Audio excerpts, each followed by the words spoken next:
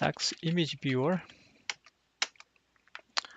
You start the SAXSimageviewer by typing capital SAXSimageviewer on the command window on a MATLAB. So let's go to the SAX directory.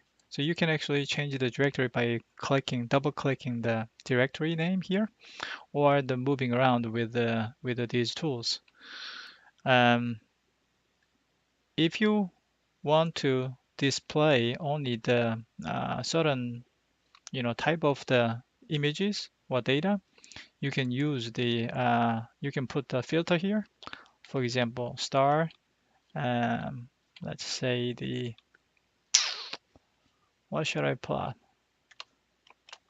0, 0, 0, 0, file index 1 underscore star dot tiff, for example. So there are only one files. Okay. By double clicking it, you can load the data to image viewer. And the other things at the bottom here is that is for the sorting the file. You can sort the data by name, by date, and other things, right?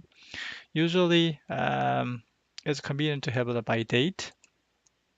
So then when you have many data on the screen, so these data are sorted by date. So most recent one is here, top here, and the oldest one at the bottom.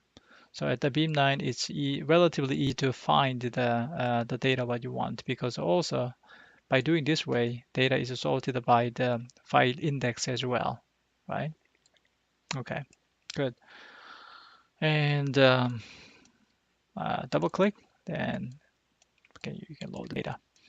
So other thing is zoom in and out. In order to zoom in and out, you can click the mouse right button and drag up or drag down. Okay. And if you like to have a particular, like this kind of region of interest, then put it into the manual mode here on this side.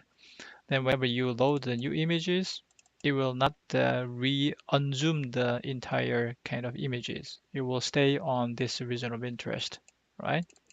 Okay. But if you go back to the auto mode, it will put the scale it back to the full screen mode. And then color scale. If you want to change the color scale, you can use these two boxes. The left-hand side is lower limit, right-hand side is upper limit. So these data, well, the color scale is this range. So, but I want to put it in, for example, maximum to 5,000, for instance. So data is mostly higher than 5,000. That's why it looks like this, right? Okay. But also, in case if you want to have a color bar, you can click this one. So color bar will be displayed here, right? Okay.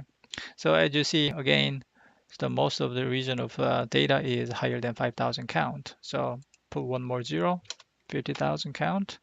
You can change. You can see the difference, right? But sometimes this linear scale plotting is kind of inconvenient. And if you want to have a log scale images, you click this toggle button. If you click toggle button, image now is converted to the log scale. Okay. But because the image is log scale, you want to change the color, the lower limit, upper limit based on log scale. So let's just say here now it becomes like a 10 to, let's just say you want to put the maximum 10 to the 5 or 10 to the 5 like this. There will be 5 will be 10 to the 5. Okay. Here will be 10 to the 0, which means 1 to 10 to the 5 is what, 10,000, right? Okay, like this. Okay. And of course 10 to the 6. Usually the Pilatus detector at the Beam9 can measure the up to million counts. So you can put like normally you want to keep the value, the high limit in the low scale 10 to the 6. But depending on the samples, you can decrease or increase it, right? Okay, and if you want to read the particular pixels intensity, then now you want to click this button.